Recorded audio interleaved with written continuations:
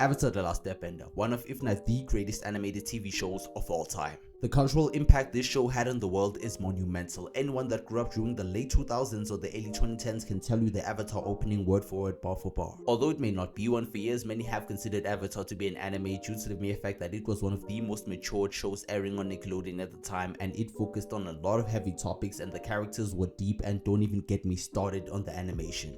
Thus, when it was announced in 2010 that we would be getting a live action movie directed by M. Night Shyamalan, everyone was over the moon. And then we got this. My name is Ong, and I'm the Avatar.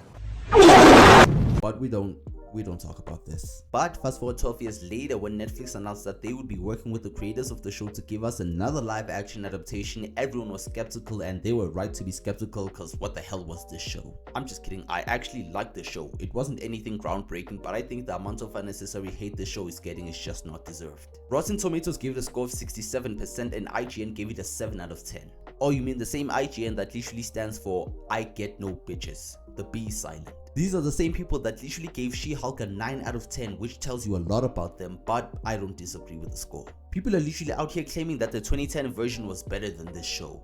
No, it wasn't. But before we get started, I heard clicking the subscribe button actually gives you access to the Avatar state. Crazy, right? All I'm saying, you won't know unless you try. But enough with the cold opening, let's just get into it. So a few days ago at the time of recording this video, Netflix actually gave us all 8-hour-long episodes of the live-action Avatar: The Last Airbender, and everyone was just skeptical. That's pretty confusing because the trailers leading up to the show's release looked amazing, so it couldn't have been that. No, it was because the showrunners couldn't shut up. The weeks leading up to the show's release, news came out about the changes they made in the show, and the fans were just not having it. I was one of them. One of the changes they made in the show is that they took away Sokka's sexism and they switched up Katara's character because they didn't want her playing the mother figure of the team, saying it was sexist for her to have a gender role, missing the whole point of Katara's character. It's like every time the showrunner said something new about the show, you lost more and more hope, but trust me, the changes they made in the show are just way worse. But before we go any further, I just wanted to get this out the way and make something clear. In my opinion, this show is just mid. It wasn't good, it wasn't bad, it was just mid, and that kinda sucks because when it's mid, it shows you that they got some things right, but they couldn't fully execute on it, and that just kinda sucks. Things I really did like about the show is that the bending looked phenomenal, the entire show was cinematic, and the first 20 minutes of episode 1 had me glued to my screen.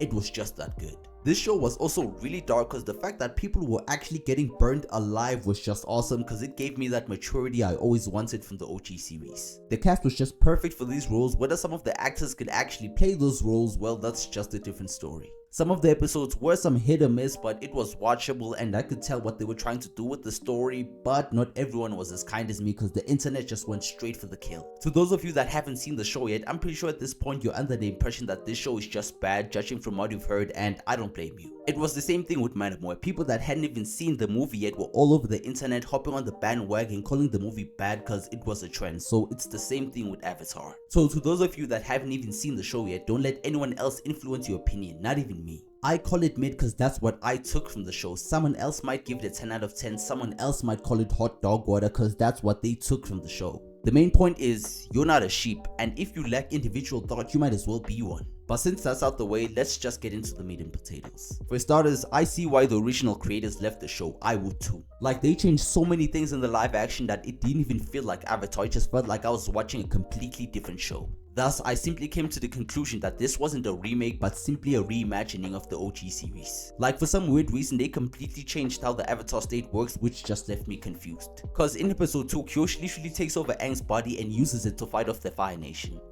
Like, what? And the whole Sokka sexism removal, yeah, we couldn't ignore that. Cause in my opinion, the whole Kyoshi Island arc without Sokka being sexist just felt pointless in my opinion because there was no character growth for him. And the whole relationship he had with Suki just felt forced and awkward.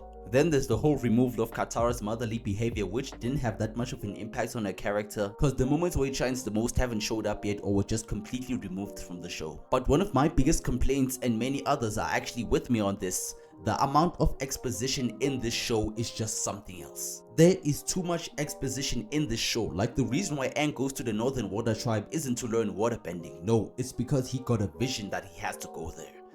Like, that's just lazy writing in my opinion. There's so much exposition from almost every single character. Zuko would literally say something like, I'm the prince of the Fire Nation. My father banished me and said I could only return after I finally had to. Like, okay. Or how about the fact that they literally made Grant say the entire opening word for word, bar for bar, and it just felt cringe. Wow, I never thought I would actually use that word. But the biggest crime has to be what they did to Parkour and Boomy. Like, they massacred my boys. For starters, Parkour isn't even a real character in this show, and for some reason they turned Boomy from a wise old man to pretty much a dick. And let me just get this out the way, Omashu is the worst episode. In the OG series, Boomy knew who Aang was but just wanted to toy with his old friend, and he actually believed in the Avatar. You see all the points I brought up about Boomy?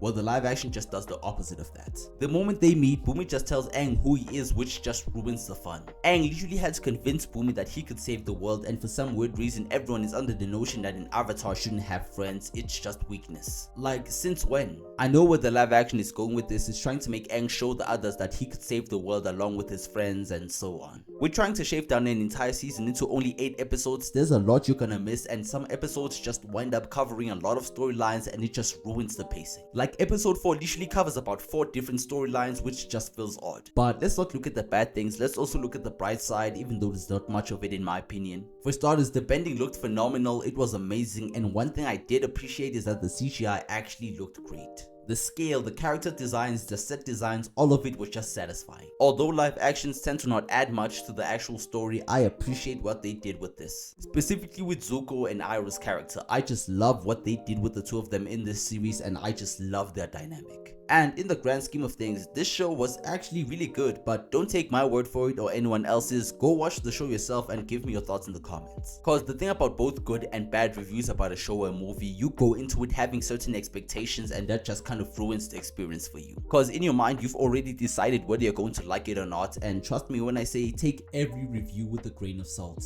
But that is it for today, hope you enjoyed the video, and for me, like this video, subscribe to the channel, hit that notify bell to stay in tune, and I am done.